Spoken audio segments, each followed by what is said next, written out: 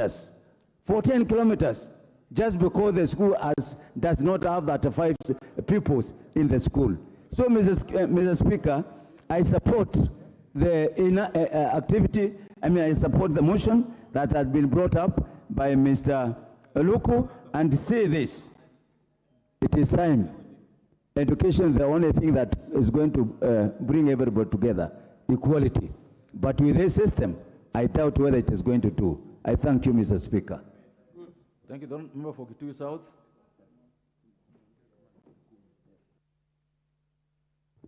Thank you very much, Honorable Speaker, for giving me this opportunity so that I may also support this extremely important motion brought by the Honorable Ruku. And I would like to first of all congratulate the Honorable Ruku, Honorable Speaker. Having sat in this House for the last 10 years, I have seen him come with very important motions and also prepare himself to support extremely important bills in this House. So I would like to encourage him to continue. Mr. Speaker, as I start supporting this motion, I would like to start with numbers. Honorable Speaker, the issue of JSS is extremely a matter that has to be discussed in this House. I have a total of 275 primary schools. Honorable Speaker, that tells you that I have over 300 schools in my constituency. I know that people are shocked because there are members of parliament who have 4, who have 10 primary schools, others who have 20. We have people seated in this House, members of parliament who are taking care of more than 300 schools, and I'm one of them. And Honorable Speaker, out of the 275 schools, 100 primary schools have been condemned that they cannot host a junior secondary school. Mr. Speaker, this already discriminates the children of Kitui South because they are children who are walking through valleys, going up hills, going to look for a place where several schools have been put together, and now they are the ones who are being seen as the JSS. First of all, Honorable Speaker, I want to agree with the Chair for Education, the Honorable Meli, that truly CBC is not bad. Because, Honorable Speaker, this world is led by people who can communicate. CBC is training children to be communicators, to be able to collaborate, to be able to be critical thinkers, to be imaginative, to be creative, to be courageous, to be able to be good citizens, to be able to be digitally literal, or rather digital literacy. And Honorable Speaker, I would like them even to add financial literacy, because this world is led by people who can do all these competencies that are being advocated for by CBC. And I would like to say that one of the lead communicators, Honorable Speaker, as you know, is the Honorable William Samoei Ruto, lead communicator, and that is why he leads this country. So, Mr. Speaker, going back to this matter raised by the Honorable Ruku, is that the Ministry of Education must give us a proper linkage between the Education Act of 2012, the Basic Education Act of 2012, link it properly to all the other amendments that have been done within education laws, and link it up properly with the CBC. And this will give our children an opportunity to know that every JSS that they are in is being led and run as any other. A JSS in a primary school like my rural constituency of Kitui South, which has Motomo and Ekoda sub-counties, then will be led like as JSS in Nairobi City. That is where we'll have equality in education. Honorable Speaker, as you know, if we give them a clean book, then the administrators who are going to be in this JSS are going to put their own notes, and we are going to have schools which are not clearly very well led. Honorable Speaker, as members of parliament, we have put a lot of money in managing our schools, both primary schools and also JSS. It is important that when we put money in the JSS, that the money is put in good use. Mr. Speaker, I am calling upon the Ministry of Education and our former colleague who is there, the Honorable Machogu, that he must say that if there is a primary school, then there must be a junior secondary school. That is the way that we'll get an opportunity for all our children to be trained properly, to be able to go to schools within their villages, to be able to have the 100% 100% joining secondary school as they move from primary school, and that is what I look forward to. Mr. Speaker, when I was campaigning, I told my constituents of Kitui South, in Ekwatha and Motoma sub-counties, that there will be a secondary school in every primary school. I have a problem explaining to them why 100 primary schools in Kitui South do not have JSS. So as I support this motion, Honorable Speaker, I would like to thank the Honorable Ruku and call upon the ministry to tell this House whether it is money that they need so as funds can be appropriated so that we can have junior secondary schools. Honorable Speaker, our teachers are being taken back to our counties. And I have realized that Kitui South has lost many teachers who have gone back to their nice counties. And I am calling upon the ministry that also all teachers who are from our county, who are in those other counties, who have requested to go back to Kitui County, they should be given this opportunity, because this is the government that saw that teachers had been punished and sent away from their counties. So now that the Kenya Kwanza government has made a decision that every teacher must go back to their counties, especially the one who choose to, those who have applied for transfers, Honorable Speaker, I am calling upon the ministry to allow them to go back, the Teacher Service Commission, to allow them to go back to our constituencies so that our junior secondary schools can have teachers who are willing and who are ready to be in a place where there may be no electricity or where there may be no water. Thank you, Honorable Speaker, for giving me this opportunity to support this extremely important motion. Thank you. Member for Larry.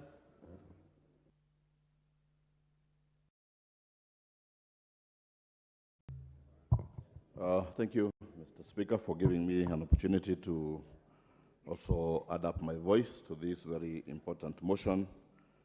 And I'll start by congratulating my colleague, Honorable Roko.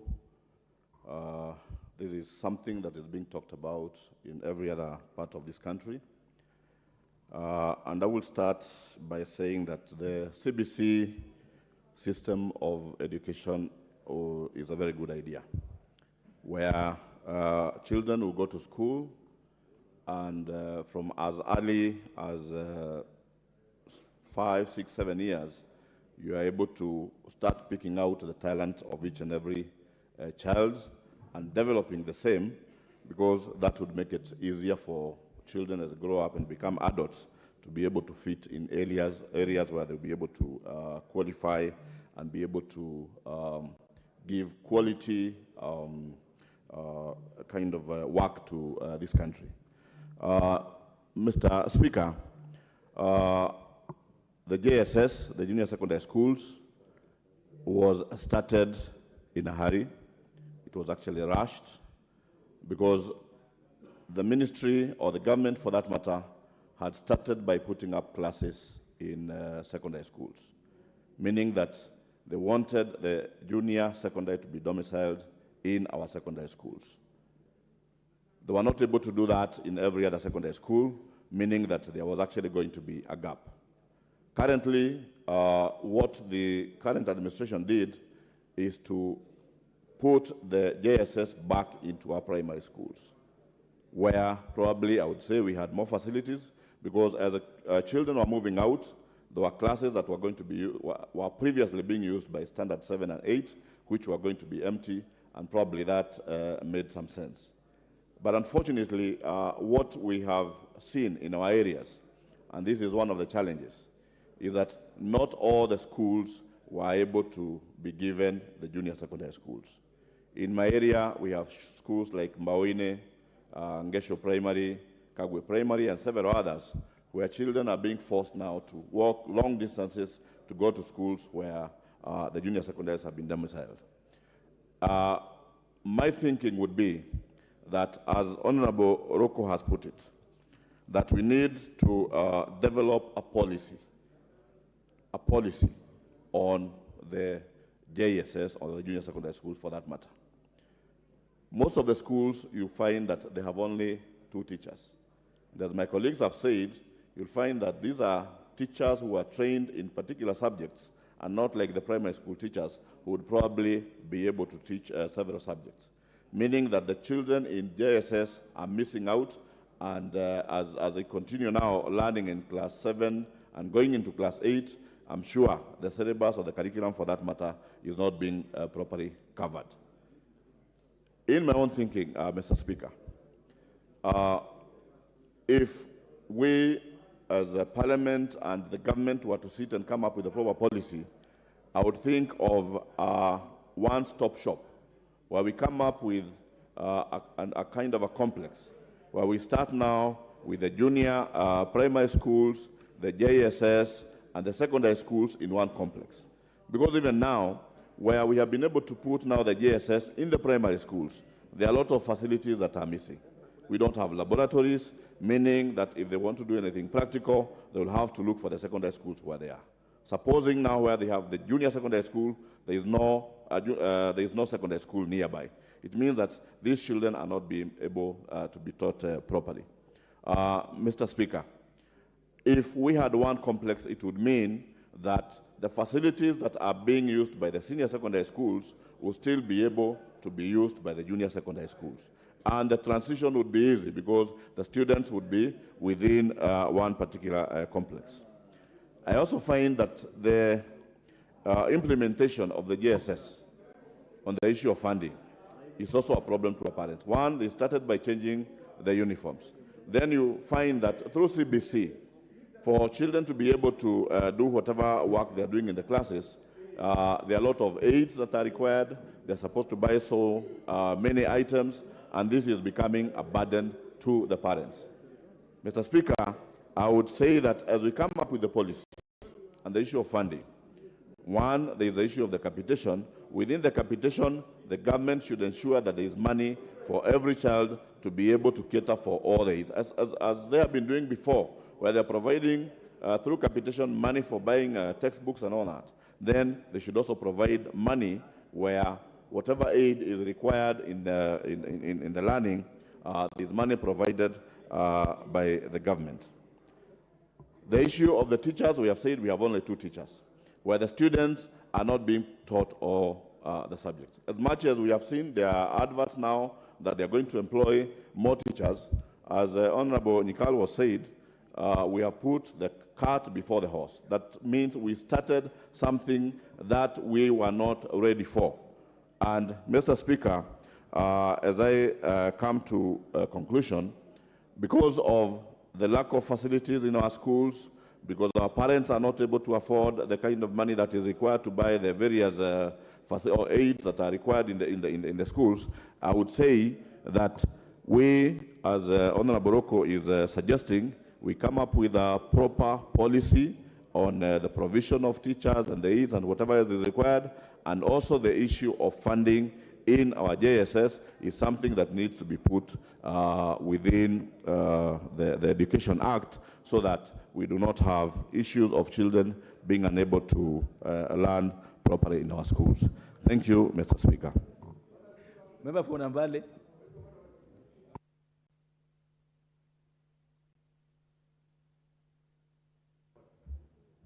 Yes, Honorable Mutunga.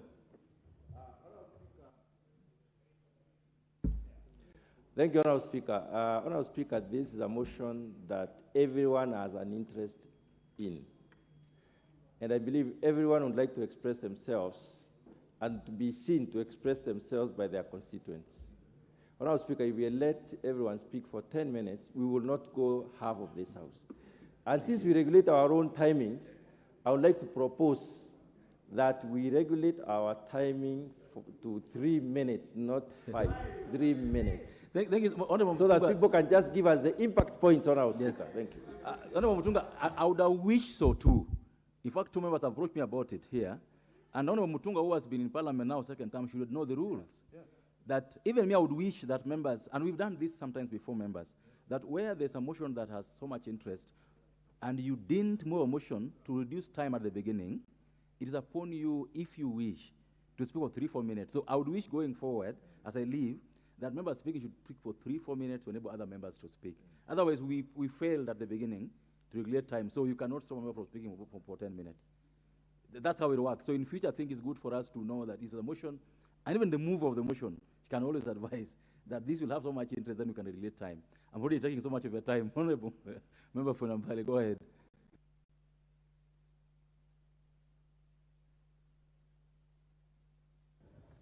Thank you, Mr. Speaker, for giving me this opportunity to support this motion. Mr. Speaker, as a nation, there was a clamor for change of our education system from 844 to the CBC system. But now, what baffles me is that the Ministry for Education did not put in place policies for smooth transition from 844 to the CBC system, because junior secondary is under the CBC system. But when we go to their constituencies, we find that this junior secondary has so many challenges. One of the challenges, the issue of infrastructure. Second, we have the issue of teachers. And the question that comes is that the Constitution under Article 53 provides that every child has a right to basic education. But now, in fact, the right must, the basic education must be free and compulsory. But the question is, when you go to the constituencies, you note that the junior secondary students are being asked to pay some levies in terms of fees. Many parents, I'm sure they have knocked the doors of many members of parliament here, seeking support for school fees to pay for these students. So the question that we ask ourselves is this junior secondary education free as envisaged under Article 53 of our Constitution? Are we transiting well when moving from the 844 system to CBC, whereby we have junior secondary, but it appears like the ministry did not prepare well because there are no laboratories, no teachers. Some schools, even in Nambale constituency, we find like Mwenge Primary, we have only 2 teachers, and Igara Primary, we have 2 teachers handling the junior secondary education. So the question is, has the ministry put in place proper policies and mechanism to ensure that our children achieve this right that is enshrined under Article 53 of the Constitution? So I wish to thank Honorable Ruku for coming up with this particular motion that is very, very important in support of the rights of our children. So, Madam Speaker, for junior secondary school in Nambale constituency, we have so many challenges that we urge the Ministry of Education to come up with a proper policy and finances to ensure that as members of parliament construct these laboratories and other classrooms for the junior secondary, the ministry should also top up the funds to ensure that we have enough laboratories, we have enough teaching materials, and also enough teachers so that the children can realize their dream. The other question that we ask ourselves is that we say that basic education is free. The question that follows is the JSSC a basic education, or is it a secondary education? So these are the gaps that are missing, so that we need, as members of parliament, to ensure that we fix, and through the motion that has been brought by Honorable Ruko, as proposed by a colleague earlier, we need to ensure that this particular motion is transformed into a bill, so that we come up with the proper policies to support our children. Thank you, Madam Speaker. Thank you very much. Honorable members, I would like to recognize students seated at the Speaker's Gallery this morning from Morao Secondary School, Kenyan constituency in Kericho County. You are welcome to the National Assembly so that you may observe proceedings of the House. And I would like to call upon the Honorable Member for Kipkelion West. You may proceed.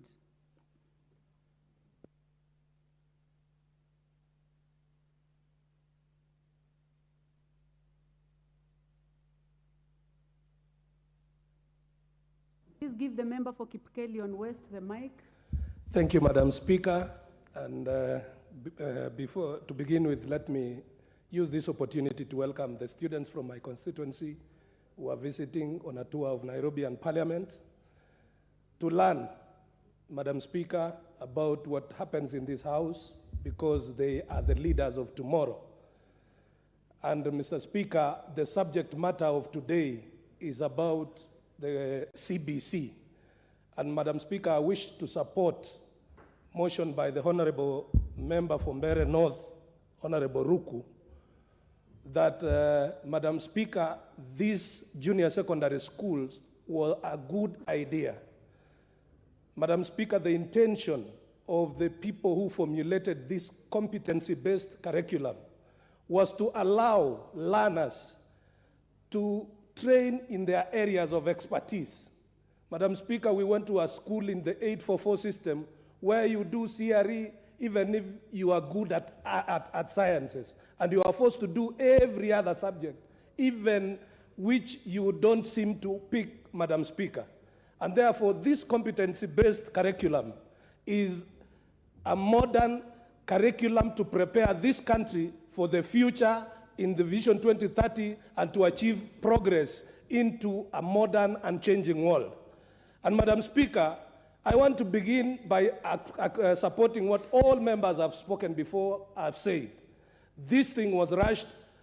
A lot of things that should have gone into the preparation did not go as was needed, Madam Speaker. And therefore, I want to urge that, first of all, these junior secondary schools must be, the government and the Ministry of Education must make them fully free. We don't want parents to be charged for junior secondary schools. Madam Speaker, number two, every primary school in the Republic of Kenya must, as a matter of policy, have a junior secondary school where the parents were not able to meet the demands to make them junior secondary schools. Madam Speaker, the ministry should pick up and support such institutions financially so that by the end of this financial year, or by the time we are opening the schools in the other term, all primary schools in the Republic of Kenya have junior secondary schools, Madam Speaker. Number two, or the third point I wish to make, the teachers must be prepared through training, continuous training, to be able to prepare these children to identify their talents so that as they move further, they are redirected to the areas of their expertise. Those who want to do engineering are sent to engineering school. Those who want to do music, Madam Speaker, are sent to music schools. And those who want to be architects and in areas of their specialization, Madam Speaker, must be aided to achieve their dreams.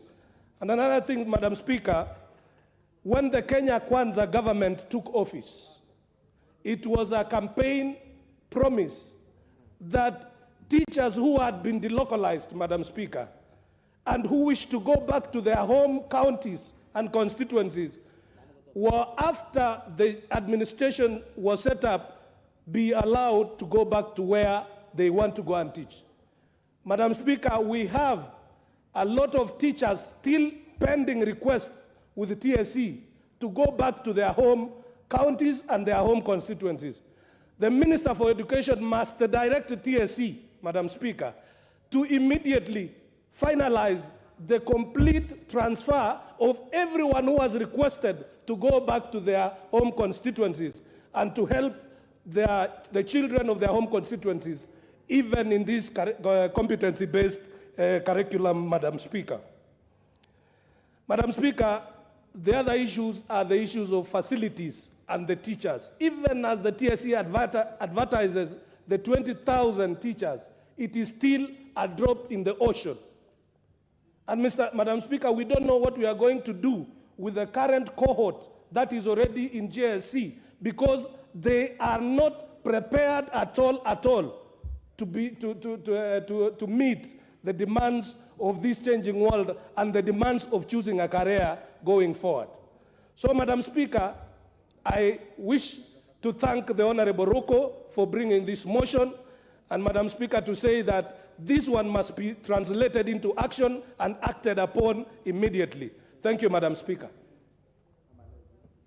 Much member for Kipkelion West. Honorable members, this motion has a lot of interest. The screen is actually full. And at 11:53, I'll be calling upon the mover to reply.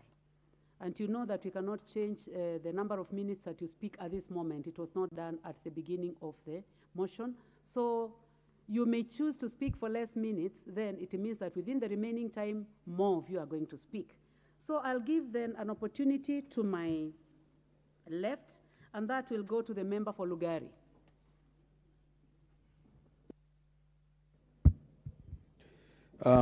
Thank you, Madam Speaker. I want to start by appreciating my colleague Ruku for pulling a fast on this. Madam Speaker, whereas many of my colleagues have hushed the House, asking that the motion, the implementation of CBC was rushed, I'll take a completely different view. Inertia and failure by government machinery does not amount to more time for people to implement a policy. Up to where we are today, we have done well over 8 years into CBC. By now, we should have learned the ropes of what we need. What is ailing CBC and implementation of JSS? Rightfully so, Madam Speaker, the lack of policy and clear framework on what needs to be done by whom and when. It appears that every day the executive is taken by surprise. We've not put enough into the planning of this very well, if implemented, system that will change the life of our nation. Madam Speaker, it is true that even in my constituency, a number of schools were left out.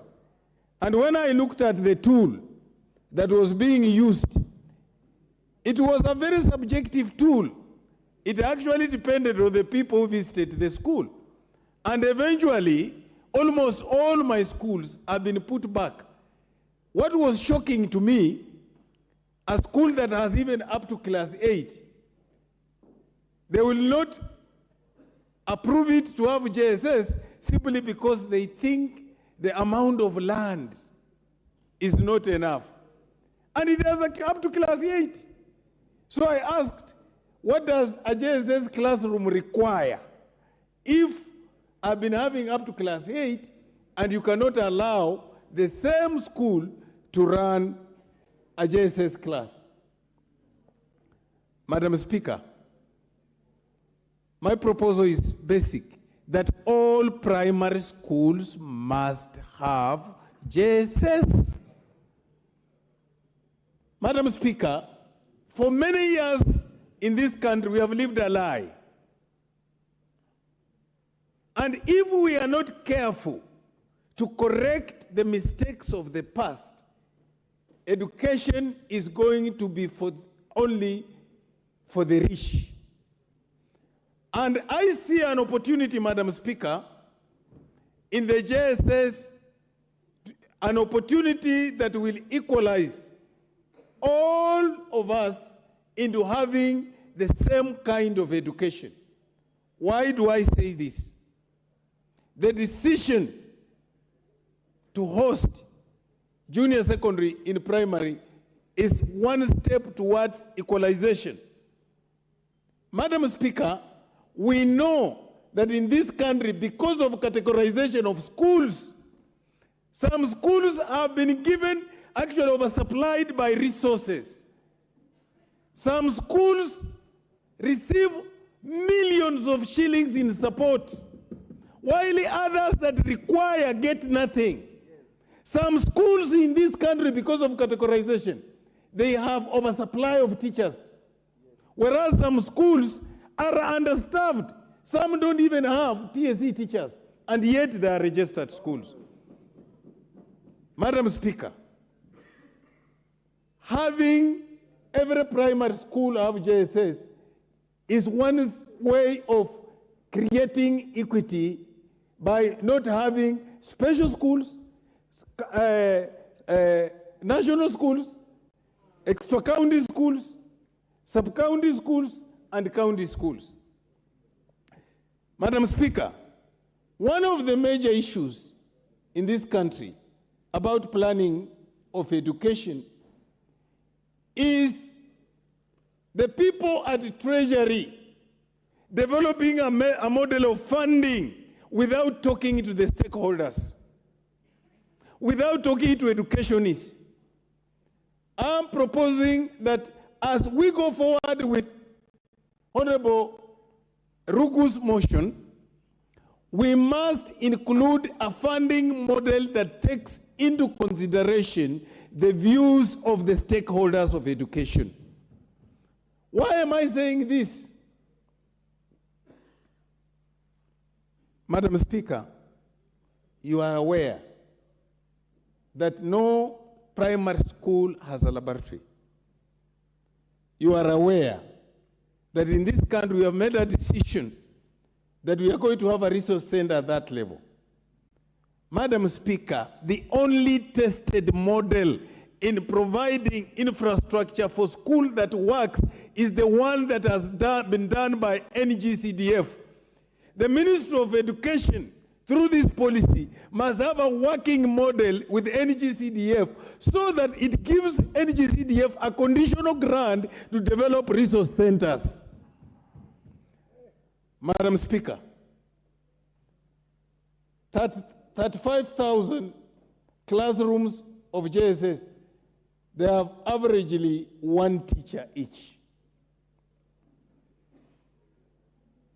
I want to urge this House that we resolve that we provide a funding line for JSS as a project. Why am I saying this? Madam Speaker, we know that if we were still to lump all the money under basic education, when it comes to division, the decision remains with the person who has the pass. But if we provide a budget line for JSS, then the money will go into ensuring that JSS succeeds. Finally, Madam Speaker, I want to propose, as we look at this, that as members of this House, we start thinking on how to make education affordable. And Madam Speaker, I'm proposing that we must resolve as a House that is it the time we need to go to school. Thank you, Madam Speaker. I support the motion. Thank you. The Honorable Phyllis Bato, member for Moiben. Thank you, Madam Speaker, for giving me this opportunity to contribute on this motion on policy framework for the JSS curriculum or JSS system of education. Madam Speaker, a lot has been said and done in this JSS program. I believe it was the intention of the educationists in this country to bring a system of education which is going to bring meaningful reforms and meaningful development in Kenya. Madam Speaker, competence-based curriculum was supposed to help the learners to be able to perform what they have been taught or what they have acquired in the classrooms. For example, Madam Speaker, a colleague has just said prior that students were told to be bringing chicken to school to go and slaughter. Madam Speaker, you can agree with me that some of the children of these generations had lost some basics on the way. For example, slaughtering chicken is something which is supposed to be known by any child. I mean, basic things. Some, for example, don't even know how to milk cows, especially those who stay in the rural areas, like myself. Those are the things which we used to practice at the very early stages of life. So many of these children don't know basic things. And that is why I think the initiation of the CBC was to make us relearn basic things which are supposed to be helping us to live, to be practicable members of society. Madam Speaker, what I think essentially is lacking in the implementation of this curriculum is dissemination of information. Dissemination of information, Madam Speaker, in the sense that there is so much which has been written down. There is so much information which is just within some very specific people, but down to the level of the teacher and the student, there is a vacuum.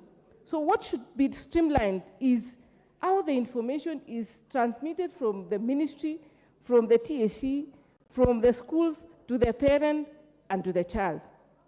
Madam Speaker, in my constituency, Moiben, some days back, parents and the community were up in arms because they were saying that there is only one teacher who was posted to teach 14 subjects in a school.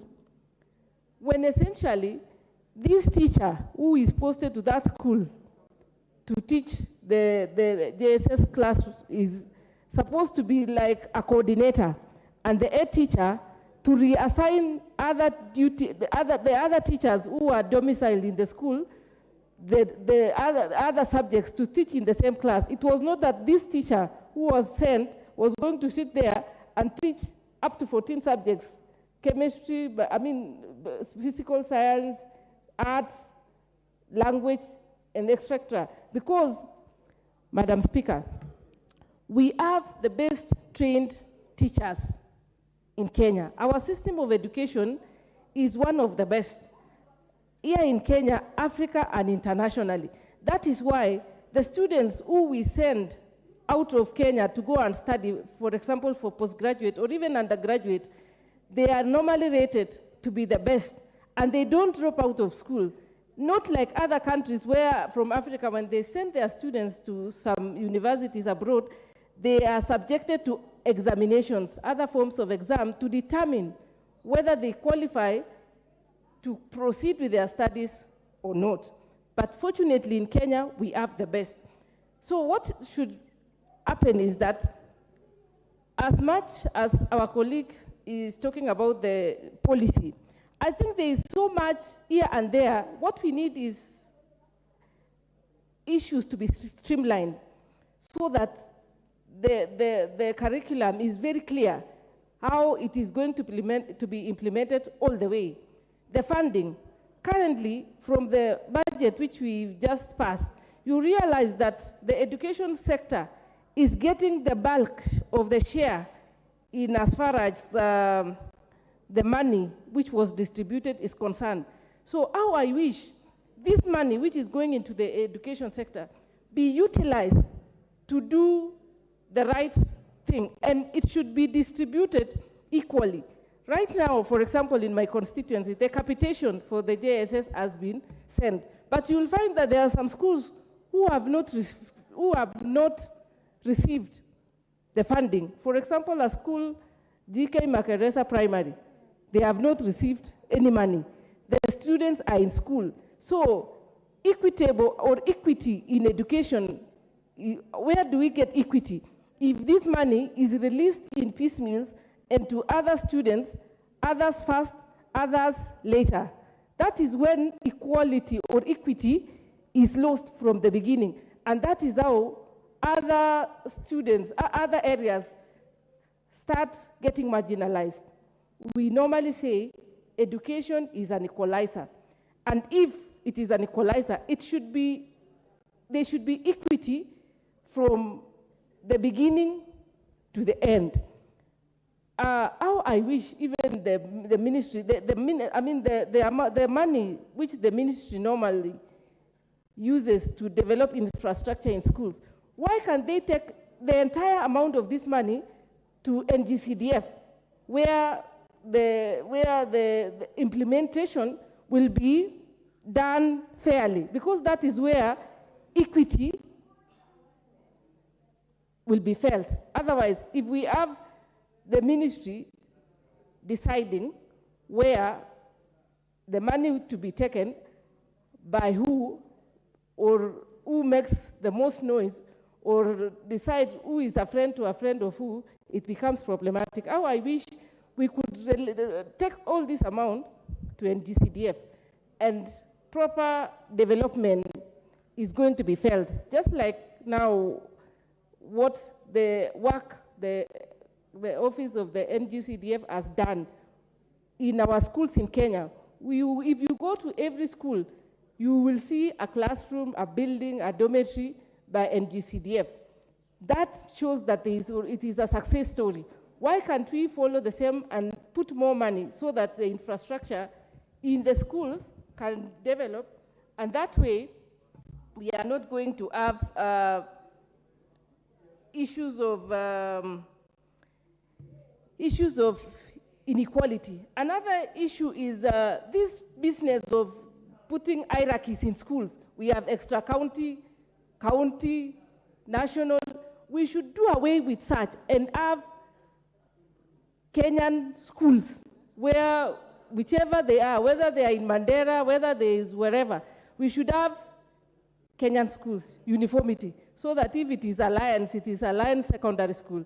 If it is a school in Moiben, for example, Kapkei school, it is Kapkei school, so that our children will start feeling that they are equal, so that when I am putting on uniform of a school in Moiben, another one in Alliance, it is the same, or possibly we could have similar uniforms, so that it is just like the buses.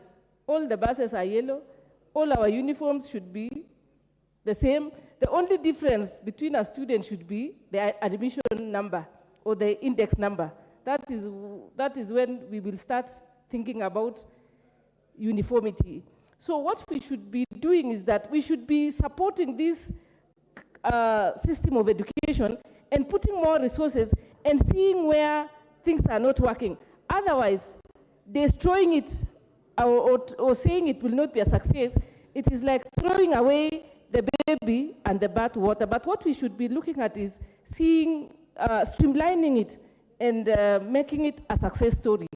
A system cannot just, we can never have a time when we are saying, we are very ready now, let's change the curriculum. It has to be done systematically. Thank you, Madam Speaker. My time is up. Thank you very much. The Honorable Charles Ngusia, member for Mwingi West. Thank you, Madam Speaker, for giving me this opportunity to add my voice on this. And because of the interest of time, I will take only 2 minutes. First, congratulations to my colleague, Rook, for bringing up this motion. Madam Speaker, we all agree that this education sector has really been run with so many individual ideas without lacking proper consultation of stakeholders. For the last 5 years, when I've been in Parliament, we have seen the issues of 100% transition.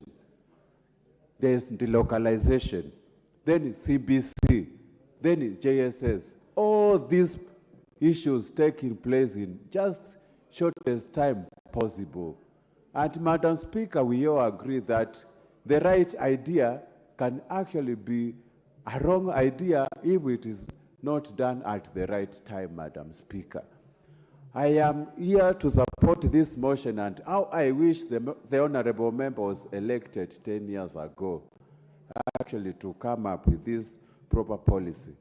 Coming from a constituency which is already marginalized in terms of everything, Madam Speaker, we have witnessed this implementation of the JSS system being done in a manner that is not really comforting to our parents.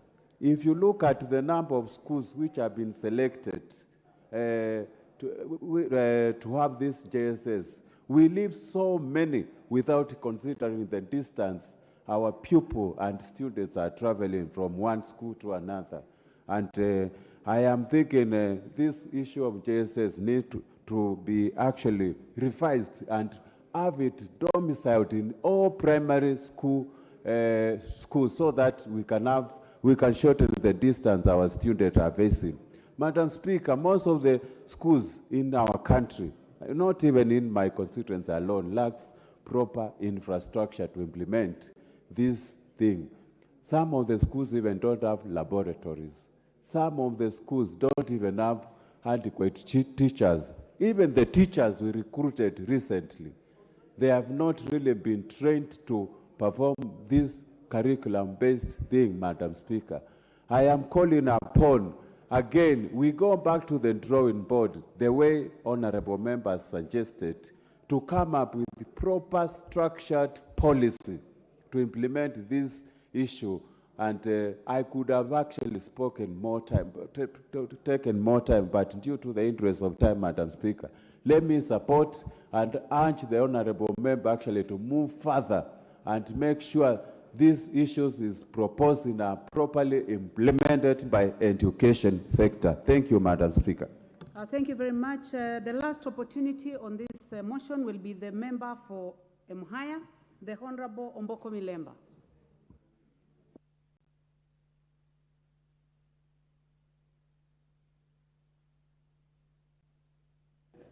Thank you, Honorable Speaker. I'll be very brief also.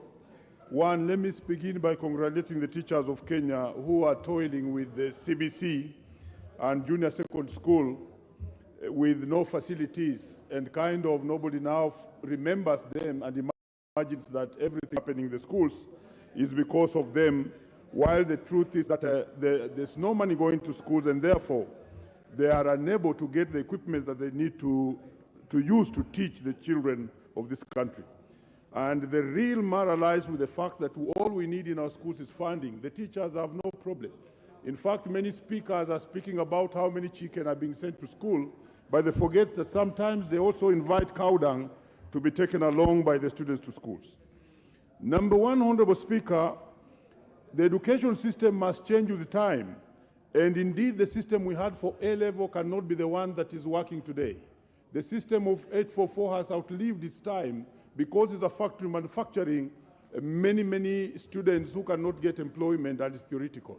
So the need for change is true and is a reality which you cannot run away. Honorable Speaker, I therefore ask the House that we must embrace the new system of CBC, because that's the modern way to go in the education system. Despite the many challenges it has, it is the correct way to go because it will build skills, it will build technologies, information, and how a person can carry himself around in the society without depending on white-collar employment. But then it has got its challenges. Honorable Speaker, I would wish to say that what we envisaged in the CBC is that every school should be having a full school.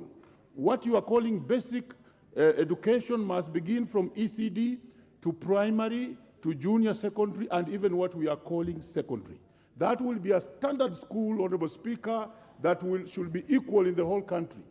We are envisaging that this will enable the government fund schools equally, so that the funding of a rural primary and the funding of Mangu is the same, and the provision of education at those levels is actually the same. And that's how education will be an equalizer. I would want to ask this parliament to actually support CBC, because this is what will bring money and development to your small schools and grow them to the level of alliance. there's a danger ahead which I must point out, and that's why Ruku is right. The ministry imagines that the 2 years that the students are in the junior secondary is too long. But let me caution that 1 year is already gone. In the next year, the children who are in the junior secondary must be leaving the junior secondary to another pathways. Yet there's no policy and pathway of how they will operate. So again, when we finish the next year, we shall be in a crisis of how they'll enter the schooling. It is very important that a policy be made quickly, whereby all the 3 pathways, and there are 3, one of them is called STEM. The STEM one is the science and the one that teaches theory and science and technology. The other one is arts and performing arts. The other one is social sciences. A policy must be made quickly so that by next year, we know that all schools also have these 3 pathways so that all schools are equal and they are moving at the same level.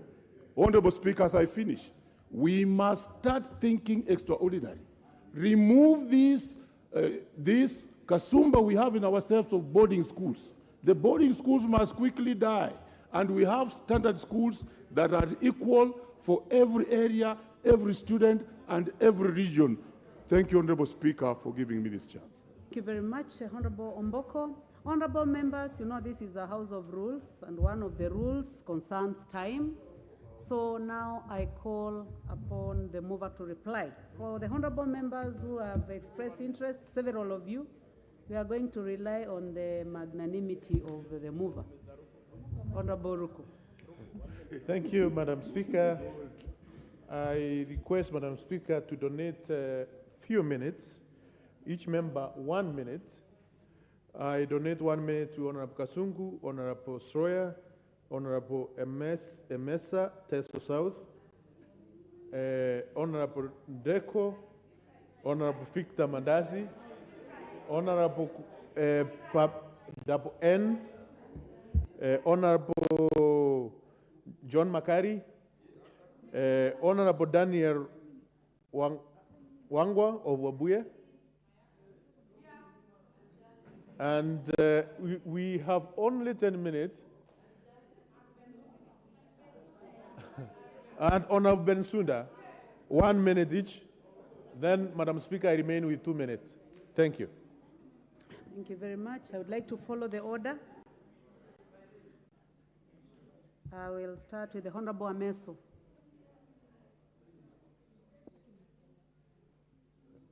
Let's try to trace them. If your name has been given, please go to the intervention button so that we can see you from the screen. Is it Mary Amase? Yes, please proceed, Mary. Honorable Mary. Thank you, Honorable Speaker. From the onset, I want to thank the Honorable Ruku for the motion, and whereas I support the prayers that there is need to establish facilities to allow for implementation of GSS in all schools, there is need for a proper funding plan, there is need for a proper implementation policy framework.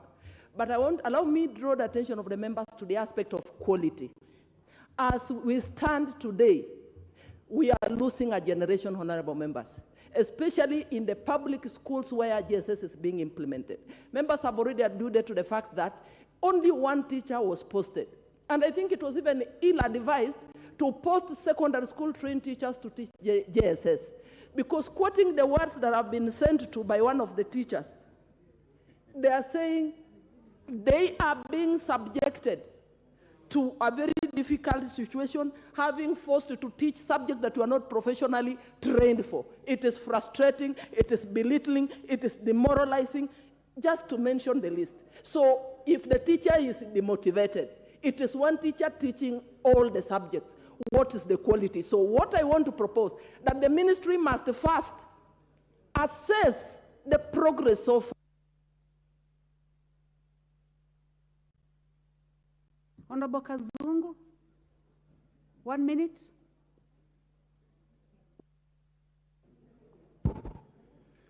Okay, thank you, Madam Speaker.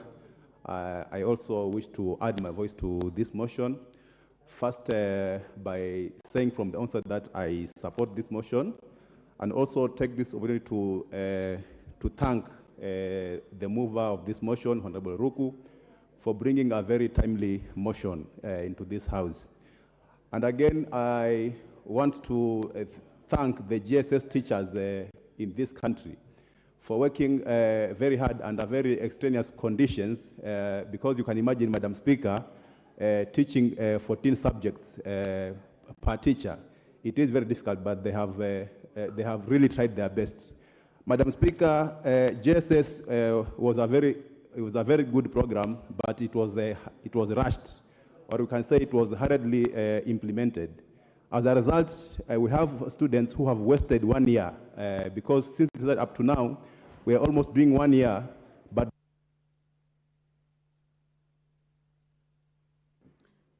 Honorable Bensouda.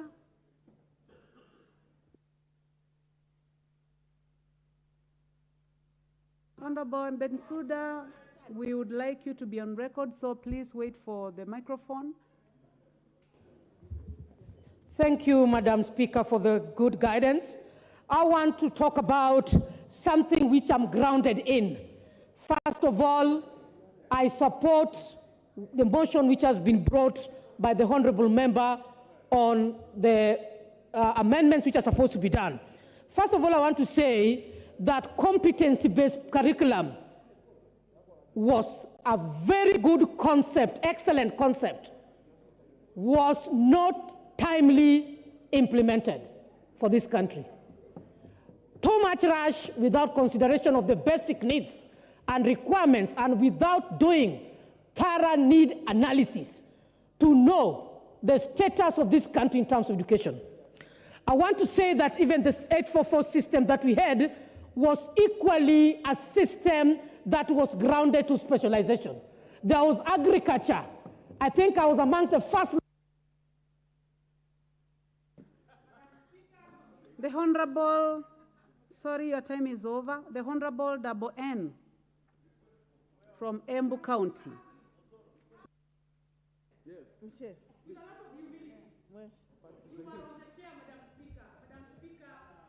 Opportunity right now is for the Honorable Double N.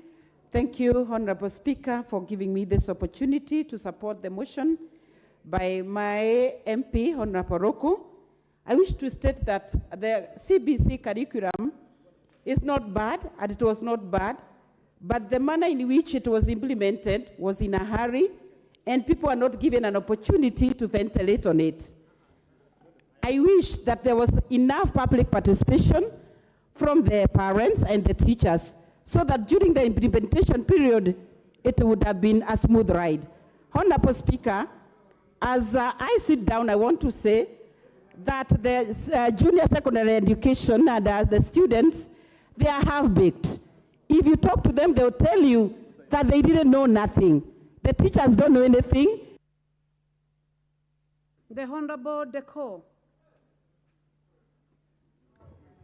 Thank you, Madam Speaker and Honorable Ruku, for giving me this opportunity. We have all agreed, Madam Speaker, the challenges that the CBC and junior secondary schools are facing in terms of classrooms, laboratory, equipment, workshops, and infrastructure development for all this, and the lack of teaching staff for this program. Therefore, we might talk a lot. We have been here since 9:30 talking the same thing. All the members who contributed to this debate all talked about the same thing. But it all boils down to resource allocation. It is for this House, and we want to ask Honorable Ruku to follow it up such that we have an affirmative action for funding, affirmative funding for this program. That is the only way we can actually realize all the challenges we have talked about. So for me, my contribution will be to Honorable Ruku to proceed not only. The Honorable Mwalika, member for Kitui Rural.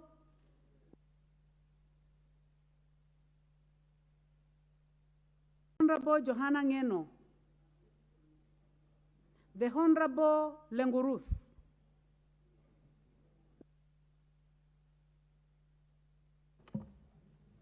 Thank you, Madam Speaker, for giving me this opportunity to support the motion on the floor of this House.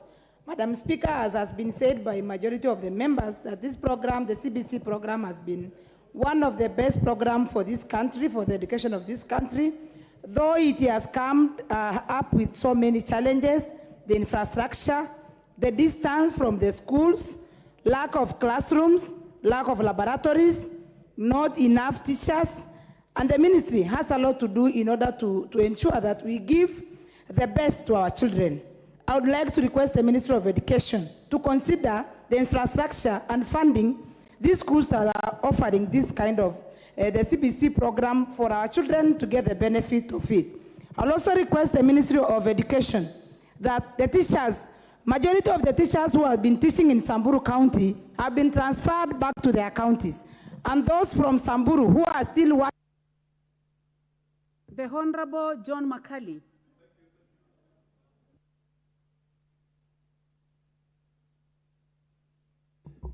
Thank you, Madam Speaker, for giving me the opportunity, and to Honorable Ruku for giving me 1 minute. CBC is here with us, and to ensure that the boat of CBC does not capsize, we need to do 3 things. 1, the Ministry of Education should clearly come out with clear-cut regulations and guidelines on how the infrastructure funds are used so that we can be able to develop infrastructure in our schools to support JSS. 2, financing, capitation. Capitation is not released in good time to enable the teachers to run the schools. The Ministry of Education should be able to develop clear-cut guidelines to ensure that capitation is released in good time so that teachers and head teachers are not forced to levy illegal levies on parents to ensure that, that the students remain in schools. 3, human resource base. Teachers, the Teacher Service Commission should, with immediate effect, now that we have unpacked the budget for the 2023-24 financial year, to recruit teachers who can be able to teach in junior secondary. Honorable Daniel Wanyama. The Honorable Victor Koech, member for Chepalungu. Yeah, thank you so much, Madam Speaker, and thank you, Ruku, for this particular policy. As I stand to support your policy and funding mechanism for the same, we should, as a country, look into the criteria that we're using to select the schools that are offering this particular program. Madam Speaker, we cannot continue offering this particular program without proper infrastructure in our schools. The laboratories are lacking, the staff rooms are lacking, we don't have enough teachers in our schools. And for a proper facilitation of the same, we should have a clear funding from the government. Thank you so much, and God bless. Thank you very much, honorable members, for keeping time to 1 minute. I would like to call upon the mover to reply. Thank you, Madam Speaker. And you have only 2 minutes. Thank you, Madam Speaker. I rise to thank the members who have really supported this motion, the motion which is of national importance as far as the education sector of our children is concerned. They have agreed on challenges the education is facing at the moment, especially in junior secondary education, inadequate infrastructure, inadequate teacher training, limited access to technology, lack of parental and community involvement, overburdening the parent, curriculum overload. And Madam Speaker, it is important to have a way forward on ensuring that the competence-based curriculum at the junior secondary school is well implemented by having an implementation of a very comprehensive framework of curriculum development, of ensuring we have enough teachers at junior secondary schools who are well-trained and extremely competent to ensure we have enough running resources in our schools, as well as we have a proper monitoring and evaluation framework, and we ensure we have parent and community involvement. Madam Speaker, you realize also that we need to, as the members have said, we need to have a legal framework. There will be a need probably in the future, and I'm going to take this forward in amending the Education Act of 2012 to ensure assessment and evaluation is well done, and more importantly, Madam Speaker, the funding of the junior secondary school is to be well considered by the government, so that there can be sustainability, good governance, access to curriculum support materials, and also pedagogical approaches And also we look at public-private partnership in implementing this framework, and inclusion and equity in education, especially in arid and semi-arid areas and people living with disabilities. Madam Speaker, I beg to reply. Thank you, Honorable Ruku. Yes. What is out of order? Oh. Madam Speaker, whereas I acknowledge the interests generated by this motion by my friend Honorable Ruku, and how I wish we could have an extended time, especially on motions of this nature. But I'm drawing your attention, Honorable Speaker, to Standing Order number 53, to defer putting the question to tomorrow, so that we can be moved appropriately on this most important motion. I thank you.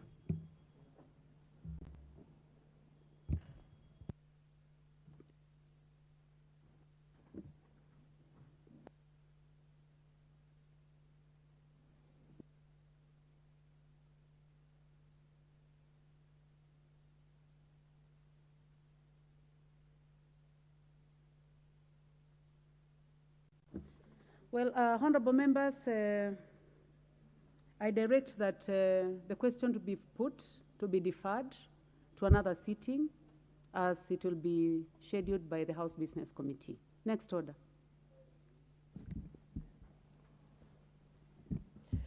Order number 14, the Public Service Values and Principles Amendment Bill, National Assembly Bill number 46 of 2022, second reading. Honorable members, the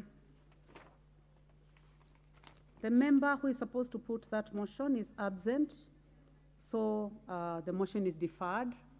Next order. Order number 15, the Penal Code Amendment Bill, National Assembly Bill number 56 of 2022, second reading. The Honorable David Gekaria. Thank you, Honorable Speaker, for giving me this opportunity to move this amendment. Honorable Speaker, I come from a constituency that is urban, and my constituency, Honorable Speaker, has quite a number of activities which, of course, my constituents use to put some food on their table. But at the same time, Honorable Speaker, these activities, legal as they are being used by the police all the time to harass innocent Kenyans who are looking for a living, for them to be able to earn a living. Honorable Speaker, my intention is to amend the Penal Code subsection to remove some very colonial offensive charges which were placed during our colonial times. Honorable Speaker, you understand that the Constitution has given us freedom, the right, that freedom of rights to persons who lives in the country. And one of that is freedom of association and freedom of movement. But at the same time, this penal code, Honorable Speaker, it is being used by police to continuously harass Kenyans. Honorable Speaker, the principal object of the bill is to amend the Penal Code, Cap 63, by repealing Section 182, which proscribes the offenses of idle and disorderly persons. The law enforcers have often used Section 182 to harass innocent members of the public.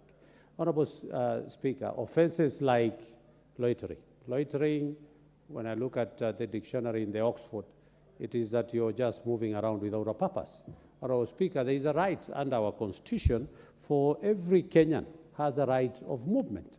And so, for whatever time, at whatever place, as long as, of course, you have no bad intention. But you find the police, if you are arrested by a police or they want to mop up some people out of an urban area, the offenses that are normally rushed to this section. The statement on the delegation of legislative powers and limitation on fundamental rights and freedom. And that is basically what, Madam Speaker, I'm moving this. I had moved this same amendment in the 12th Parliament, but of course it lapsed before it had gotten to the point of where it was going to get the accent by the President. Of course, the bill has nothing to do with county governments, Honourable Speaker, but it's also a money bill by the meaning of Article 114 of the Constitution. Honourable Chair, you know, there is some little money. If you look at all those offences which are under Section 182, the maximum fine is a month, a jail term of a month, or a fine of 100 Kenya shillings.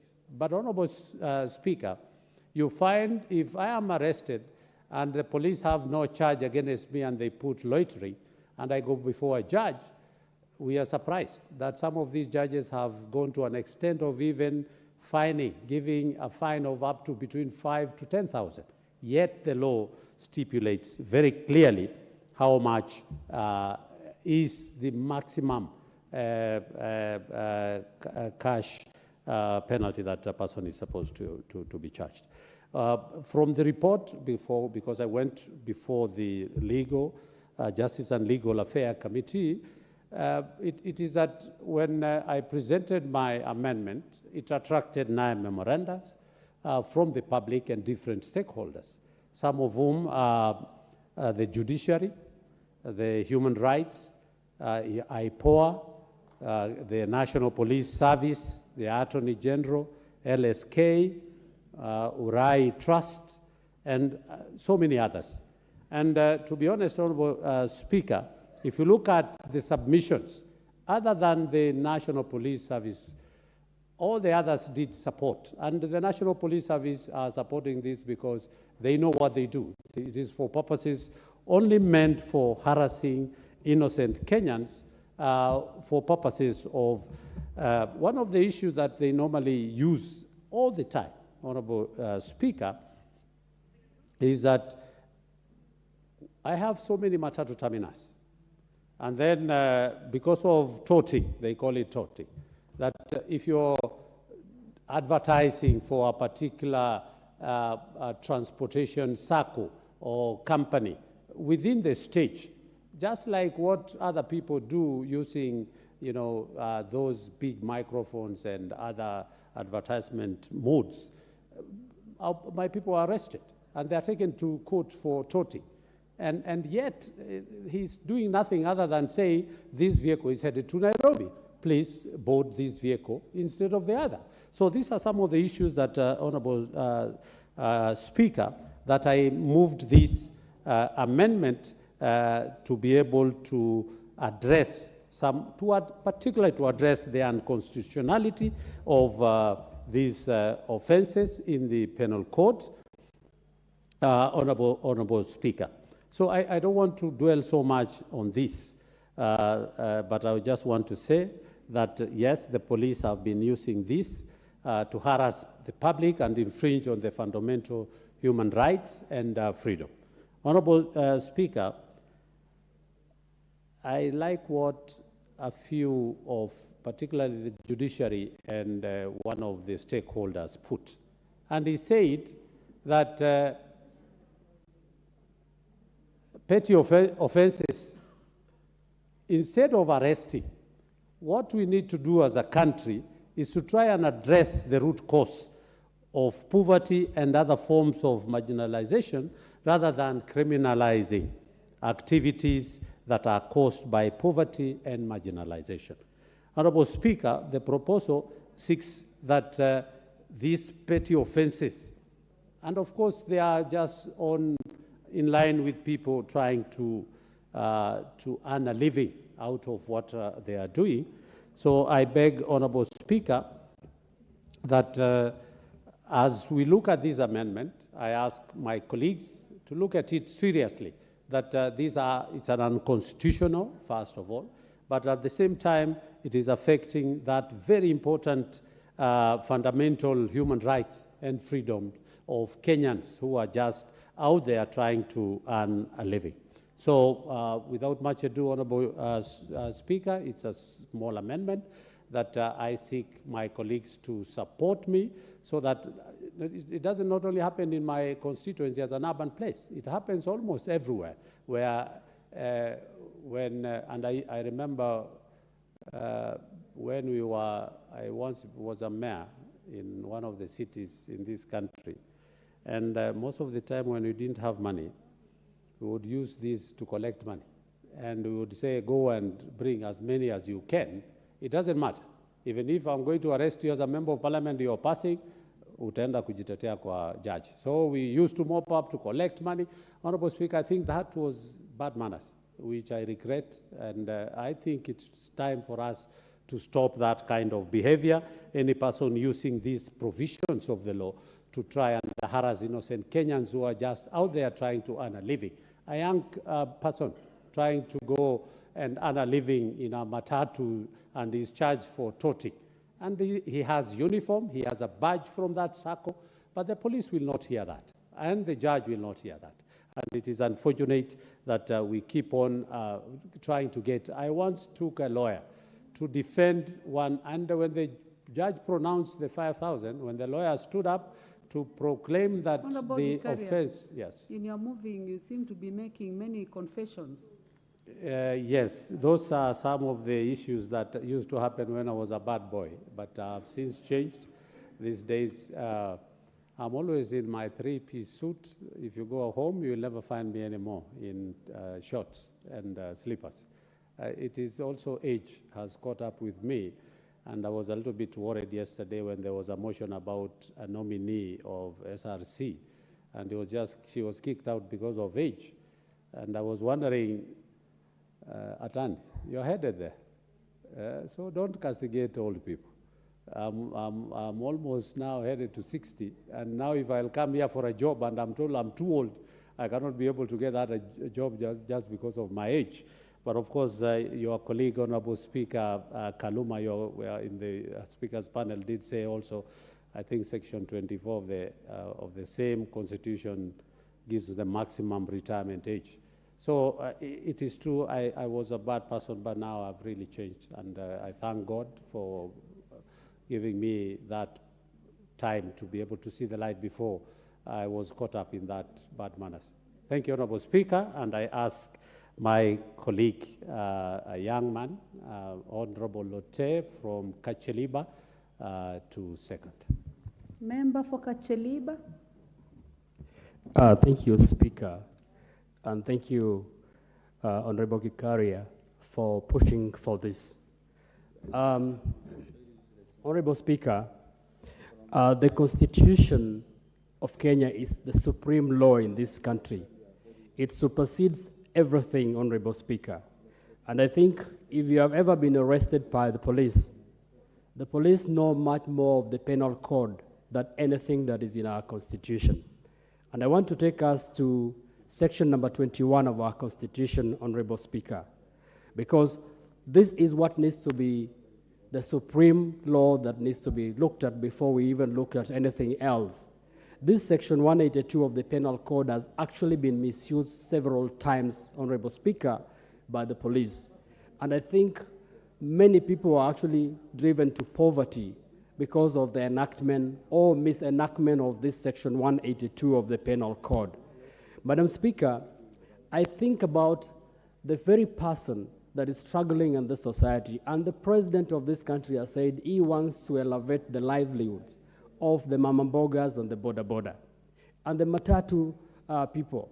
You find that they are the people that are being targeted most of the times by the police because of this section 182 of the Penal Code.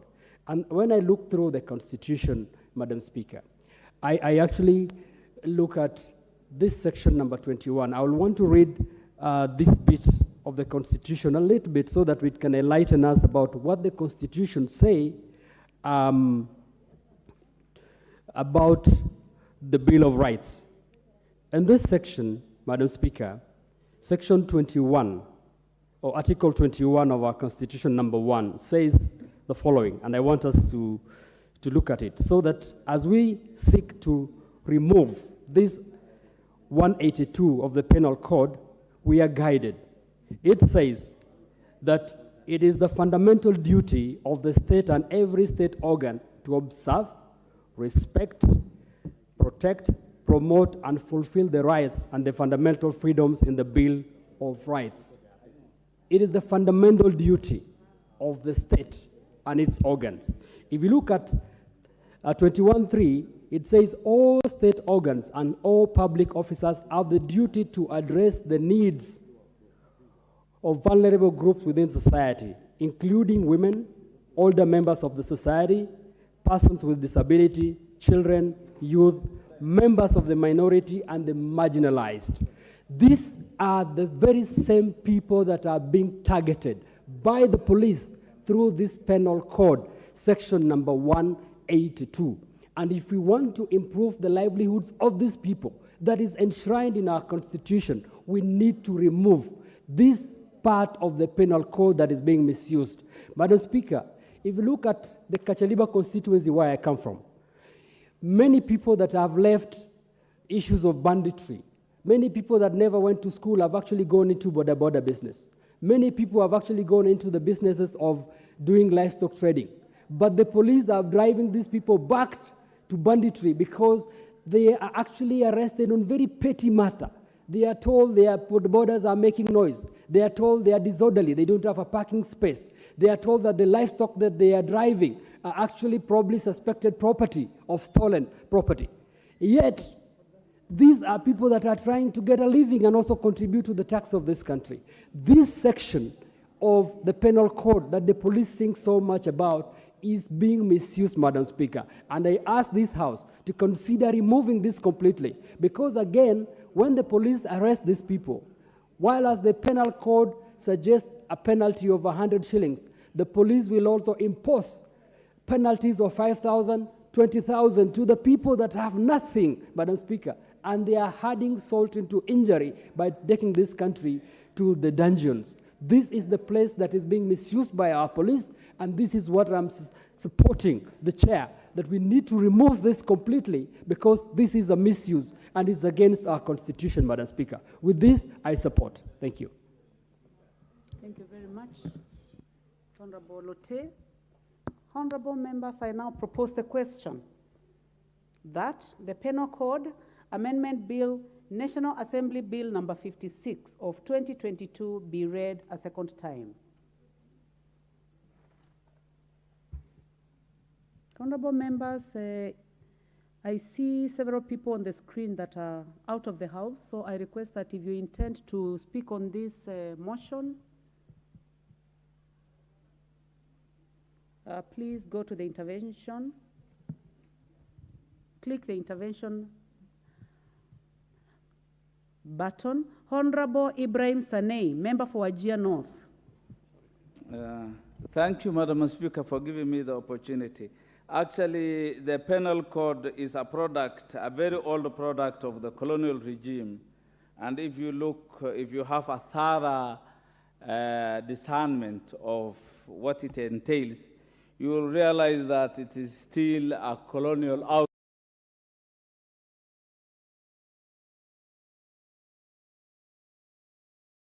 The colonial kind of mentality. The words they use in the penal code: loitering, torturing, drunkenness, indecent act, behaving in a manner to procure prostitution. All these are ambiguous words. They are English, but they have no relevance. Interpretation is actually hard.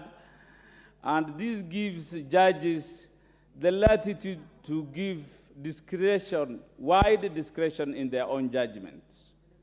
I believe time has come that we review the penal code in the light of our freedoms and rights and liberties as stipulated in our 2010 Constitution, which is very rather progressive and a wonderful document. Madam Speaker, I want to say there is much ambiguity on these terms. And this this amendment has come the right time, and I want to congratulate my colleague, Honorable Gikaria, for being forthright in thinking for the welfare of Kenyans. Most hustlers have borne the brunt of the police service. Every weekend on Friday, police vehicles go around getting people to exercise their rights and freedoms. The right to associate, the right to move, the right to do that, all that appertains within their lives, eking at least a living, has been curtailed for sure because of these aspects of the penal code. This has contributed to the hustlers not contributing to the economic well-being of this country. The hustlers have to move in and work, eke a living 24/7 without any interruption.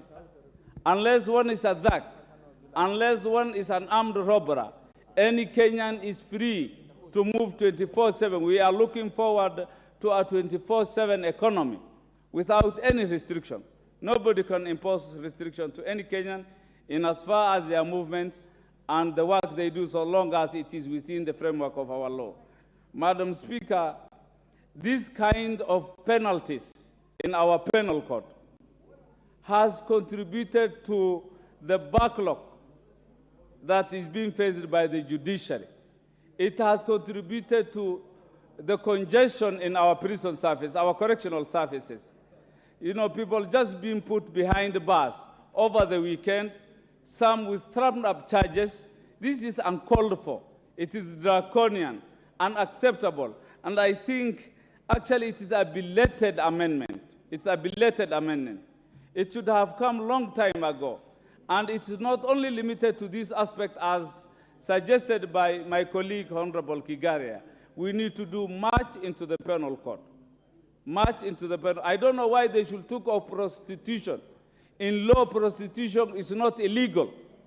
Yet they tell you living on the earning of prostitution is an illegality. I don't know what that means in English. That is playing around with our mind. If prostitution is not illegal, how can it is earning on prostitution be illegal in the penal code? I think we need to harmonize them so that they are in consonance with the spirit of our Constitution, and we can decipher what it really means. Otherwise, prostitution cannot be legal on one hand and illegal in some other aspects. Without much ado, I want to support my colleague. I want to say this is what breeds corruption. This is what brings our police service in bad light. This should be actually supported by all members. And I ask my colleague Gikaria, in as much as he has no legal background, I know he's an accountant. It is wonderful to see him bring such amendments which has serious legal implications to go further and actually amend that which we feel is offensive, unfriendly, and infringes on the rights and the freedom of Kenyans. Thank you very much. I support. Okay. Thank you very much. The Honorable Samuel Atandi, member for Alego Usonga. Thank you, Madam Speaker. Sorry, I wasn't ready to speak, but let me just make a comment on the proposed legislation. And I want to say that I support the legislation. Madam Speaker, it is time we reviewed the penal code in its entirety, because the penal code has various offenses. If you look at them, Madam Speaker, offenses such as unauthorized uniforms, that you could dress in a certain uniform and then you are told that that particular uniform is not authorized. And more particularly on this one, the one section 182, that is basically, if you look at the law, it's talking about nuisances and offenses against health and convenience. That is section 175. Section 182 is talking about idle and disorderly persons. And you ask yourself, how does a sane person get disorderly or idle? We have cases, Madam Speaker, where you find that you are in town or you are waiting, you are at a particular place in a stage, and you're waiting to meet somebody, and the police comes and police tells you that, you know, you are under arrest because you are not supposed to be here. I think these are some of the offenses that we don't need to have, particularly at this time when you have a new constitution that gives us freedoms of association and movement. And so I would like to say that this is a timely proposal which this House needs to support, and I do support it. And I think we need to overall look at the penal code as a whole and see how we can tamper with certain aspects of the offenses that we don't need to have at this particular point in time. Thank you, Madam Speaker. I support. Thank you. The Honorable Ferdinand Wanyonyi, member for Kwanza.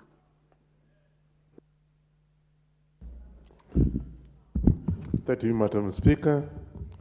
And on onset, I want to thank the Honorable Kiteri for having come up with this.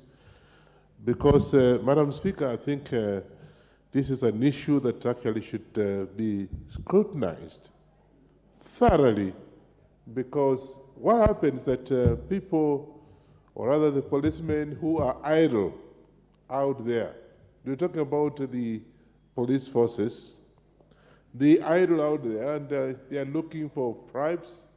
Of course, are poorly paid sometimes, and we know that. Payment of salaries is also an issue here. And so you find yourself in problems, or somebody, as leaders, somebody has been arrested, and then they say, they ask, come to you, and they want some assistance. Then you get to the police station, and you ask, what happened here? I can tell you, Madam Speaker, I've had so many of those cases, and they can't explain themselves. And so, therefore, I think, Honorable David Kidari, I want you to come, particularly the areas where we find the penal code that have been misused. I'm not a lawyer, you're not a lawyer I know. So that can be able to amend this in maybe the committee of the whole House, to be able to know which ones can be moved, so that people are not punished for the sake of it. I know, Madam Speaker, that they sometimes misuse ambiguous words, and somebody out there doesn't even know what it means, just obeys the law because he has been arrested by the police, and therefore just obeys, and of course, he's taken to court, and I've had cases we go to court, and the prosecutors are unable to put a case forward for justification of arresting this particular person. And therefore, I think, Madam Speaker, this is something that is very serious. We want to live in a peaceful country. Of course, again, we ourselves are to blame as leaders. We have not been able to empower our youths in this country, and most of the people who actually have no jobs. And so they are found in the wrong place, and they offend those who are entrusted with keeping the laws, and they say, okay, fine, you actually are breaking the law because you didn't know what is happening. So we need to streamline some of these things. As mentioned by some of the colleagues, Madam Speaker, some of these are old. They were there during the colonial days and are being used up to today. Cases like this should be looked at, because the other time I was called by the relative of somebody who has been arrested, and when I went to see the person, there was no mistake, there was no offense at all. So some of these colonial codes, what have you, should be gotten rid of so that can be able to have clean penalty codes, which actually somebody is accused. Or if somebody, even if he didn't know what it is, even if he's not a lawyer, he can't misinterpret, but he can know that, yes, it's something that can be understood even by people who actually do not know about the law of this country. So my suggestion, as we move forward, Madam Speaker, is that Honorable Kideri should be able to have a meeting, maybe come. I'm just suggesting, so that's the way forward, but be able to look at specific penalty codes that have been misused, particularly by the police forces, and even some of the administrators, chiefs and assistant chiefs. Of course, they are the ones who blow the alarm that, okay, fine, so and so has made this mistake. And when you go to it, it's a laughing matter. So, Madam Speaker, I want to take this opportunity to say that I'm supporting this particular motion, and we look forward for this bill to be amended so that we can scrutinize areas that are ambiguous, do not have head and tail for the current situation today. I support, Madam Speaker. Thank you. The Honorable Stephen Mogaka, member for West Mogirango. Thank you, Madam Speaker, for the opportunity to contribute to this amendment to the Penal Code, and I thank the promoter, Honorable Gikaria, for taking a bold step to start cleaning up our Penal Code. Our Penal Code is infested with a lot of archaic laws, majority of them which fly in the face of the express articles of the Constitution. Madam Speaker, loitering and other useless laws that impede the freedom of movement of any Kenyan have no business being in our Penal Code under the 2010 Constitution. And I agree that we need to overhaul our Penal Code and include serious offenses that are occurring today, which are blue-collar crimes, where people are doing electronic theft, electronic corruption, electronic transfer of funds illegally from country to country. But to continue having such archaic laws and to allow our security agencies, particularly the police, to abuse these laws to restrict people's freedom of movement is the wrong thing to do. And I really commend Honorable Gikaria and encourage him that as soon as we pass this amendment, please pick another offending provision of the Penal Code so that we can gradually be known as the 13th Parliament that looked at these colonial laws and removed from them. Because I do remember acts like the Witchcraft Act, which was abused because African herbal medicine and practices were being made illegal, and the Kenyans would be just picked like that and charged with witchcraft. And I want to say, as a proud African, that even black magic is magic. We cannot continue calling things Africa by evil names and criminalizing such acts. And therefore, I support this motion and encourage the House when we come to vote very quickly, and then we look at the other abusive provisions of the Penal Code so that we clean them up and know that Kenyans will walk free and not have a police officer arresting you and charging you with nothing. Madam Speaker, I support. Thank you very much, Member for Mugirango. The Honorable Magale Chiforomondo, Member for Lungalunga. Thank you very much, Madam Speaker. I rise to, first of all, thank Honorable Gikaria for his timely presentation of the amendment. Honorable Speaker, the Penal Code has been misused for long. This code is oppressive, it is outdated, it is draconian. The people of Kenya have been twisted round and round. They are being told they are loitering.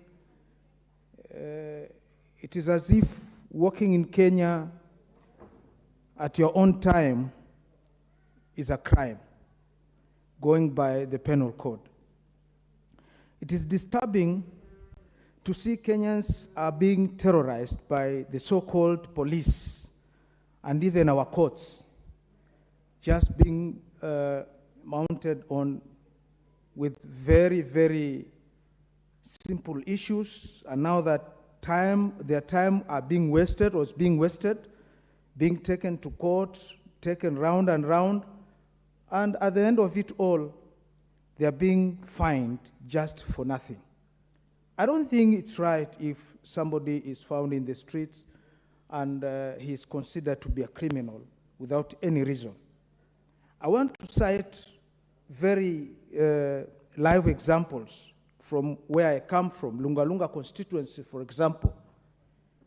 There are this called Border Patrol, the Border Patrol unit, which when they go around and find people doing their daily work, they start harassing them. They tell them they are Tanzanians. When they produce IDs, they are told they are selling charcoals. When they prove that they are not selling charcoals, something else is being created out of them.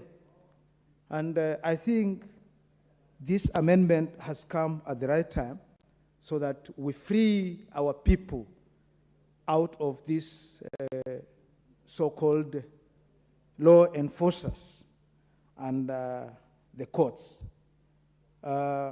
We are yearning to see the freedom. So we are supporting the amendment so that the penal code, we either, if we don't do away with it, but we also improve so that we as Kenyans now live as people who are free in their own country, not people who do work in fear, people who just, when we see police, it's like we've seen enemies. We want to be friends.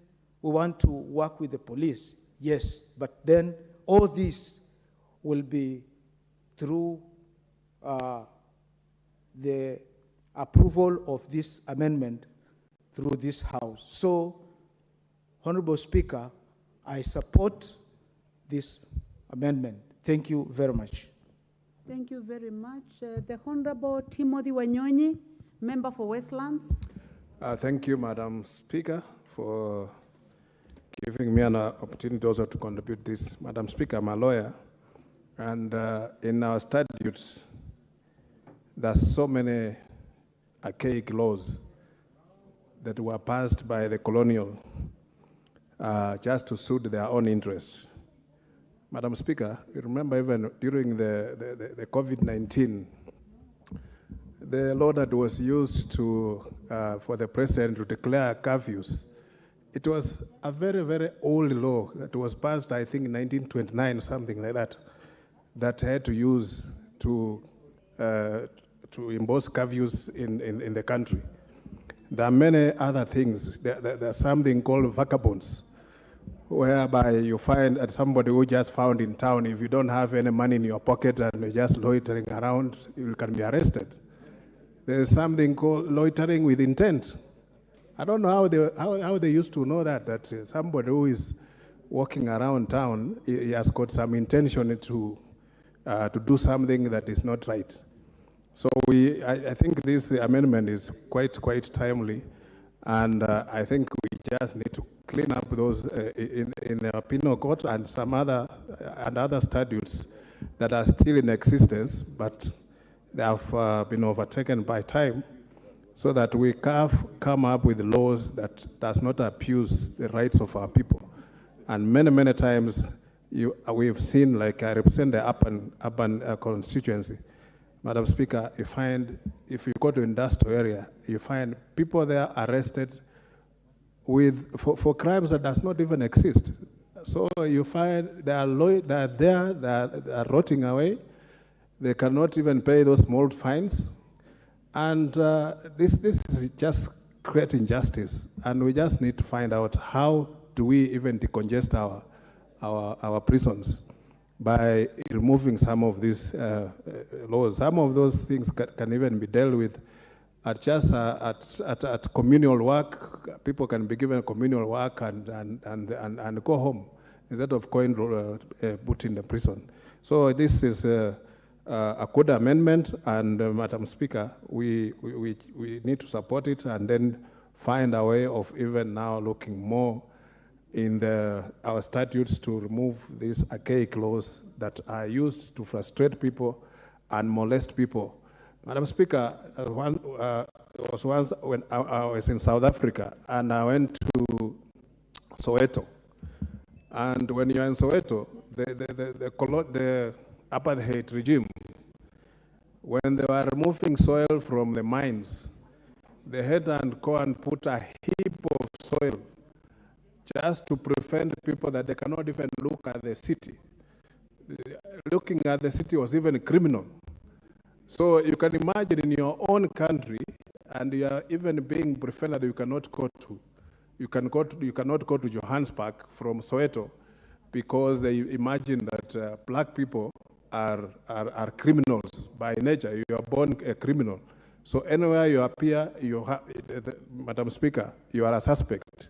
So these are some of the things that was the mindset of the racist colonialists had to use these laws, Madam Speaker, to frustrate the Africans. And sometimes, if you look at even the Chiefs Act is the one that they used to use even to detain people, because some of those sections were not found anywhere. There was once even the late Honorable Ototo was arrested for something called warlike activities. If you search that law in our study, it doesn't exist.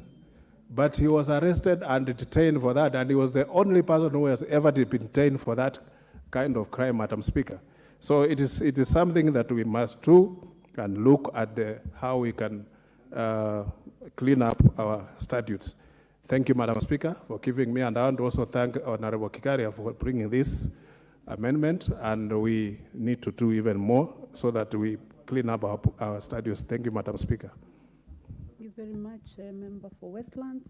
The Honorable Jessica Mbalu, Member for Kibwezi East. Thank you, Madam Speaker. I want to start by saying that I want to congratulate the Honorable David Gikaria, who is also my chairperson of the Committee on Environment, for coming up with this proposed amendment on the Penal Code. That is the Penal Code Amendment Bill, National Assembly Bill number 56 of 23, and encourage even others to come up with such amendments. Madam Speaker, we've noted that the laws that were used in the colonial time, as my other colleagues have said, they are not aligned to some of the current situations, and especially the well-cited ones in the police sector. Madam Speaker, and the intention of our honorable member is to ensure that we clean up such laws, we align them with the current situations, and of course the policies that have been put place in the relevant departments. Madam Speaker, as members have said, in the police sector, and I want to quote, when you go to the Makueni police, where we have a lot of the prison, most of our members, most of our constituents, they have stayed there for many years, for a long time, and the police are even having a problem of explaining exactly what the constituents or our people have been able to, the laws that they have broken. So, Madam Speaker, this is very frustrating, and it is very encouraging as we congratulate the honorable member. So much has been happening. So many laws have been made in this parliament and other previous parliaments that are not aligned, of course, to the current situation, the policies that we've been able to do. And in fact, we also need to do a lot of sensitization to our departments, like even the police, on the current situations and the current laws that we do make in this house. And because of the interest of time, so much has been said, but it is the amendment is very straightforward, and I want to say I support it and congratulate the Honorable Gikaria for coming up with this amendment.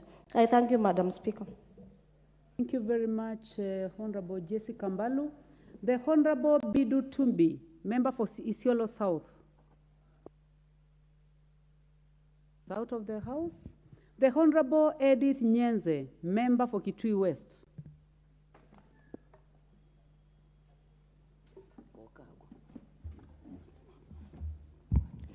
Thank you, Speaker, for giving me this opportunity. Let me take this opportunity to congratulate our colleague for actually recommending this amendment on the penal code. Actually, what there has been is that there's been a lot of harassment from the police officers. And we are yet to see what they have said, that the police sector will turn to be a service. We are yet to see them, the police officers, being friendly to the people and giving the service which is required to give to the people. But with such penal codes, then this gives the police officers strength and the mandate to really keep on harassing the people of Kenya. Yet, during this time, actually we expect the police officers to be friendly, to even lead our people, to even try to educate them on what they are supposed to do. But in a sense, we see a lot of harassment. We know that the cost of living is very high. And with the cost of living being that high, everyone is trying to fend for themselves. They are trying to ensure that their family gets at least hunger at the end of the day. But when especially the borders, the mamambogas, the people who are really getting harassed by these policemen, when they collect the whole day, they work and get very little, which is not enough for a meal for a day. But at the end of the day, you see a police officer harassing them on a very flimsy excuses, and they want actually to be bribed with money, which is even higher than what they have earned that particular day. This is very frustrating, and that's why we need to actually get rid of these old laws, which are harassment and contributing to the harassment of our people. So that's why I congratulate my colleague, Gikaria, and say that this is the right time to even look at other penal codes and other amendments in the law which should be changed to actually line with the time. But after saying that, I would also say that we should also be careful that we will not let also our security be compromised, because we need the security, we need our people to be orderly. So in doing so and taking care of our people not to be harassed as they do their work freely, as they move in Kenya freely, we should also be careful to ensure that there is no compromise on security, because other people can also take advantage, and instead of doing the right thing, then they go against the law. But Madam Speaker, I support and say that there should always be proof. If one is arrested by the police, there should always be proof on why they have been harassed and on why they have been arrested. Because sometimes you are arrested, and then other people, I mean, in the book, in the report book, it's written something else very different on why you have been arrested by the police. Otherwise, I support and congratulate my colleague. Thank you.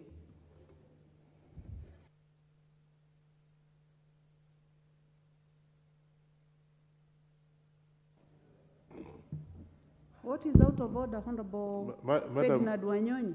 Madam Chair, Speaker, I was just inquiring from the move of this bill. Am I in order to ask him to sit with the Justice and Legal Affairs so they can come up with some of these useless colonial penal codes that we can get rid of in terms of cleaning up our constitution? Is it in order that I ask him to do that? Because I've already contributed, and I can see everybody just talk about the all penal codes. Thank you. Honorable Wanyonyi, you have contributed to this bill, to the amendment. Well, you did not say that, but it's nothing out of order. But I would have said it better when you are contributing. Also, this bill was exposed to the relevant committee, And I believe those are some of the issues that were raised. And also I listened to the Honorable Gikaria when he was moving the motion for amendment of the Penal Code Bill. He also raised that there are many other sections of the Penal Code Act that require amendment. Honorable members, it is now time to adjourn the House, and the time being 1 p.m., this House stands adjourned until today, Wednesday, the 5th of July, 2023, 2:30 p.m. Thank you, honorable members.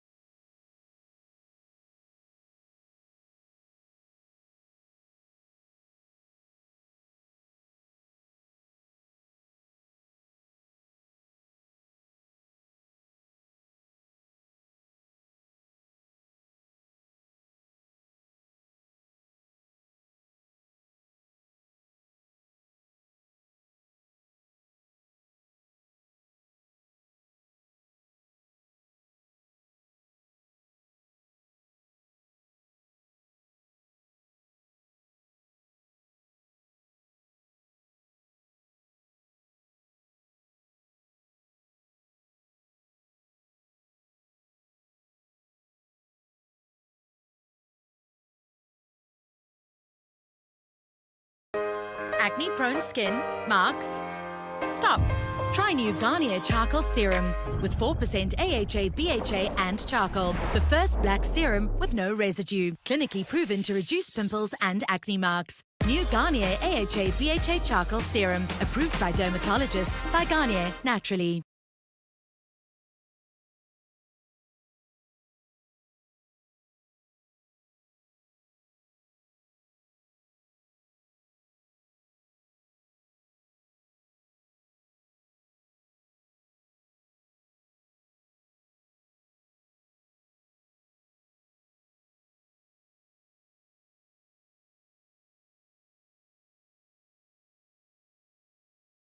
We are his people, and nothing will ever change that.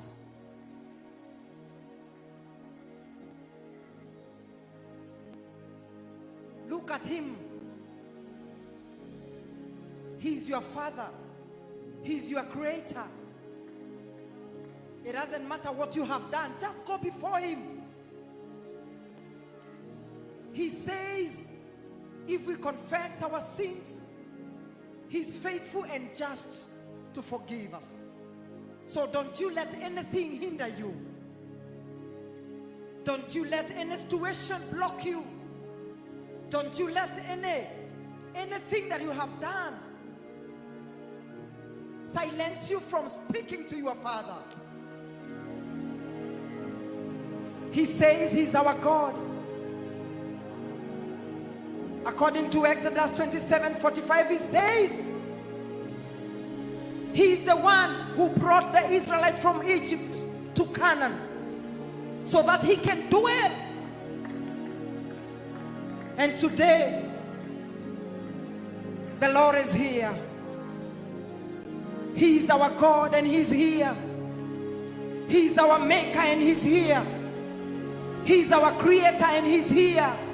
He's our refuge and he's here. He's our healer and he's here. He's our comforter and he's here. He embraces us as his children and he's here. Just go before him. Pour your heart to him. You came so that you can have a relationship with him. You came so that you can talk to him. You came so that you can give your heart of worship.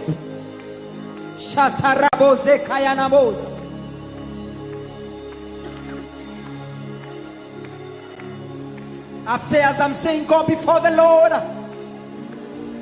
He is our Father.